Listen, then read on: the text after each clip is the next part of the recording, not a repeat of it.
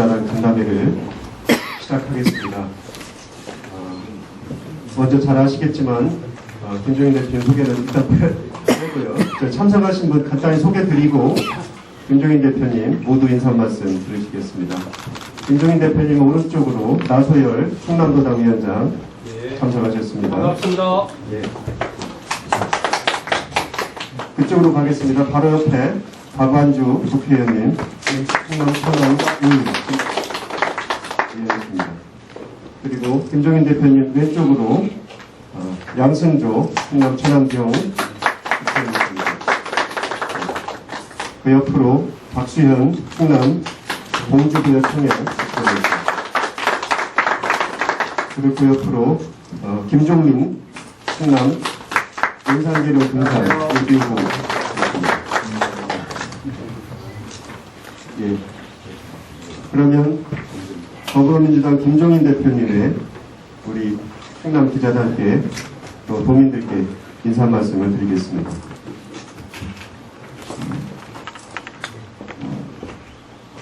네, 부장님. 부장님 반갑습니다. 이제 선거가 불과 한 달 조금 더 남은 것 같습니다. 제가 오늘 여기에 오게 된 계기는 우리 박수현 의원님의 개소식에 참석을 하러 온 것인데, 사실 이번 선거를 앞두고 더불어민주당의 우리 기관이 시연하시는 것처럼 상당히 소란을 겪다가 당이 분열된 모습을 보이고 최근에 와서 어느 정도 안정이 되고 오늘로서 공천을 거의 다 마련한 상황에 되었습니다.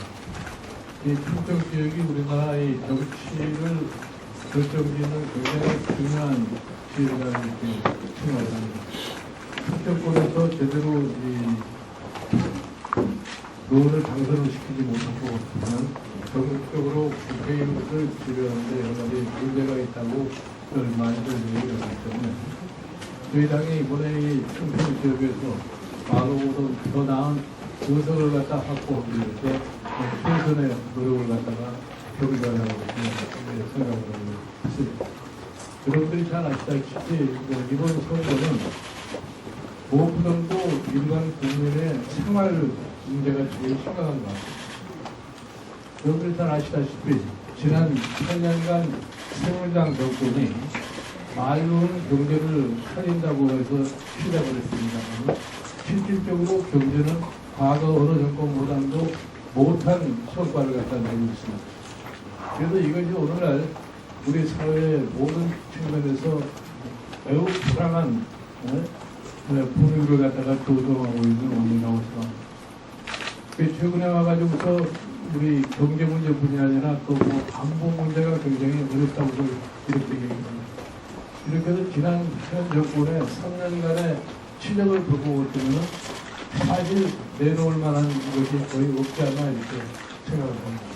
이렇게 해서 이번 선거만큼은 이 현재 상황을 극복하기 위해서도 우리 더불어민주당에게 많은 힘을 실어줘가지고 우리 더불어민주당이 국회나 내년도 또 나아가서 정권 교체의 계기를 갖다 마련해서 지금까지 그저 말로만 나라를 어떻게 변형시켜야 되겠다는 이러한 소리를 갖다가 듣지 않도록 저희들이 새로운 이 정부를 갖다 만들어 보겠다는 이런 각오로다가 지금 준비를 하고 있기 때문에 들어온 여기에 이 충남에 내려온 이 계기를 통해서 우리 충남의 유권자들이 우리 더불어민주당에 대해서 이번 돌아오는 4월 14일 선거에서 많은 소원이 있으리라고 믿으면서 이 자리에 왔습니다. 다음은 여러분들이 질문한 사항이 있으시면 제가 질문으로 답합니다. 예, 감사합니다. 지금 감사합니다. 저희가 죄송하지만 마이크를 준비 못했습니다. 지금 제가 질문권을 드릴 텐데 저한테 의사표현 하시고 제가 질문권 드리면 조금 크게 말씀해 주시면 다른 분들도 많이 들을 수 있을 것 같습니다. 김종인 대표님께 질문 부탁드리겠습니다. 예, 중도일보 방송입니다. 예, 저희 주글로의 강호성 기자입니다. 대표님 오셨으니까 또 앞서 말씀해 주신 말씀과 연관해서 질문을 두 가지만 드리겠습니다.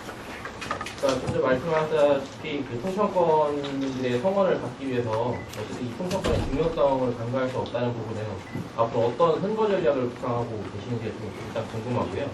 또 두 번째는 오늘 이제 공천 대부분 발표를 하셨는데 세종에 이해찬 의원이 포함이 안 돼 있습니다. 일각에서는 대표님의 위중이 좀 반영돼 있다 이런 얘기도 있는데 대표님의 위중이 반영이 돼 있다는 얘기도 나오더라고요. 그래서 왜 아직 통과가 안 되고 있는지에 대한 좀 설명을 드리겠습니다.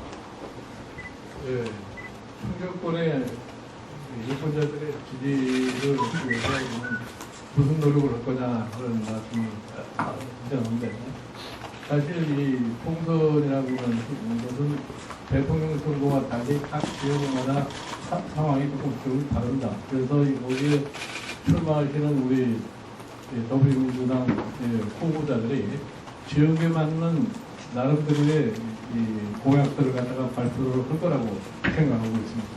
이 중앙당 차원에서는 전국적으로 이 관련되어 있는 이 공약상을 갖다 관리하면서 우리가 이 유권자들에게 실임을 갖다 살펴보려고 애를 쓴다는 말씀을 드리고, 그리고 지금 이 세종시의 공천 문제는 저희들이 여러 가지 생각할 사항들이 있기 때문에 오늘 그 발표를 하지 않고 조금 연기를 해놓은 걸로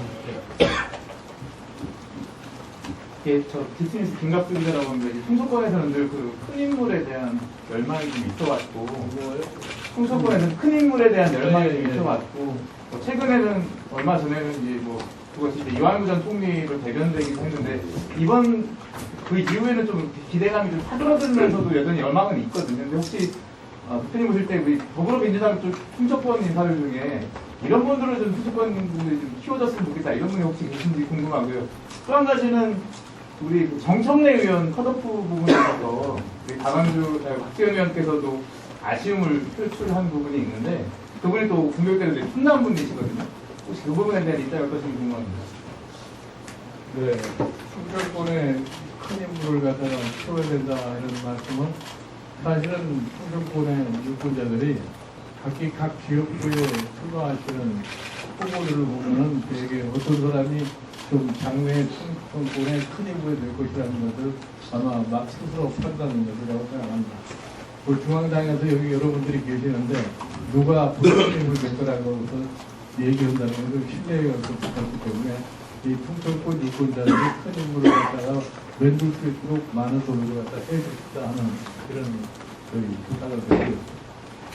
그 다음에 정청래 의원의 컷오프에 관련해서는 우리 공정관리위원회가 나름대로의 일정한 룰을 갖다가 설정을 했습니다. 그래가지고 공정관리위원회가 그 룰에 해당하는 사람들은 거의 예외 없이 똑같은 결론을 내렸기 때문에 저희가 사실 정무적으로 어떻게 판단하느냐는 이런 얘기를 갖다가 하는 분들이 많습니다만 실질적으로 일정한 룰에 입각해가지고서 공관위가 결정한 사항을 갖다가 어떻게 정무적으로 뒤집을 수 있는 그러한 여력은 전혀 없었다는 그런 말씀을 드립니다.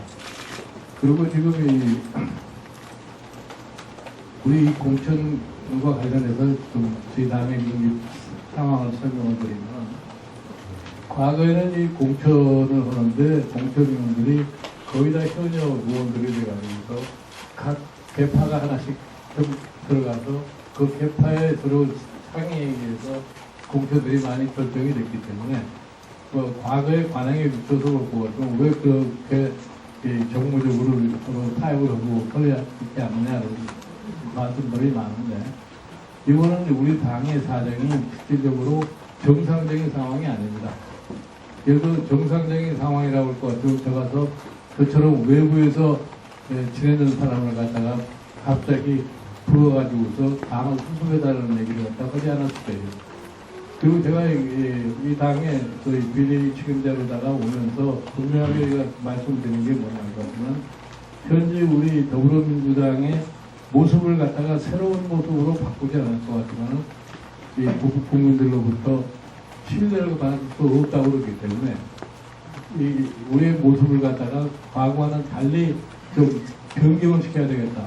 그래서 제가 공관위원을 임명하는데도 현역 정치인들과 거의 관련이 없는 사람들로만 공관위원을 구성을 했기 때문에 그 공관위원들이 그 객관적인 자료에 입각을 해가지고서 이번에 그 탈락자 또 남은 사람 이거를 판정했다고 이렇게 생각합니다.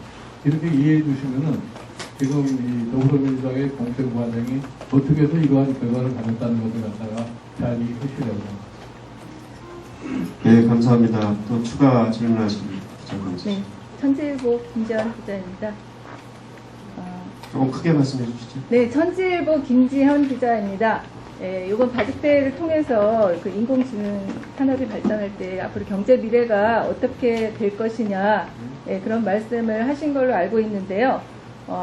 앞으로 그 어떠한 어떻게 변화될 것이라고 보시는지, 그리고 또 어떠한 경제 정책이 가장 시급하고 또 그 일자리 문제에 대해서 어떤 좋은 대안이 있으신지 좀 말씀해 주시기 바랍니다. 우리 당이 변화하는데 가장 중요한 요인이 사람입니다. 사람이 변하지 않으면 다른 것도 변할 수가 없어요. 그래서 그 점을 갖다가 이해해 주시면 좋겠고, 경제 문제에 관해서는 그렇습니다. 지금까지 우리나라의 경제 정책이라는 것이 1962년 1차 경제개발 5개년 시작해부터 지금까지 운영해오던 경제 정책의 틀이 거의 변하지 않았습니다. 그러니까 똑같은 틀을 가지고서 똑같은 방식을 적용을 하기 때문에 이제 그 한계점에 도달함에도 불구하고 방식이 같으니까 저도 변화가 되질 않습니다. 우리가 지금 우리나라 경제가 가장 어려운 상황이 뭐냐면 아주 저성장의 늪에 빠져버렸어요. 한 2%대의 성장에서 더 이상 활기를 찾지 못하기 때문에 이거를 고치려면 어떻게 고쳐야 되나. 우리 지금 사실 우리 사회의 가장 큰 경제 문제라는 게 뭐냐면 양극화가 극히 심화되고 있는 상황이에요. 근데 이 양극화를 해소할 수 있는 경제 정책의 방향을 갖다 새로 설정하지 않을 것 같으면 우리 경제가 소상하기 굉장히 어렵다고 생각합니다.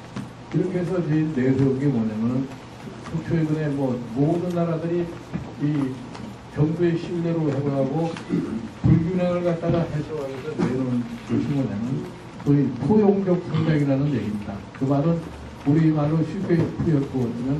우리 더불어민주당이 내세우는 더불어 성장이라는 말과 같습니다. 이렇게 해서 저희가 지금 파괴돼가는 중산층, 아주 빈곤층에 빠지고 나락에 떨어지려고 하는 사람들, 이 사람들을 새롭게 경제적으로 안정을 시키지 않을까 하시면 가장 우리나라 경제에 중요한 일반 국민의 역동성을 살릴 수가 없습니다. 그래서 일반 국민의 역동성을 살리기 위해서 저희가 이 격차를 해소하는데 무엇보다도 신경을 써야 되겠다 이렇게 얘기를 하고 있어요. 그래서 제가 늘 강조하는 우리 사회가 더불어 잘 살 수 있는 사회를 만들자면 경제가 어느 특정 대기업 집단에 의해서 전체가 운영되는 이것은 100% 탈피를 할 수밖에 없다는 데서 거기에 중점을 두고서 경제 정책을 갖다가 얘기를 하고 있습니다. 예. 정영수 기자님.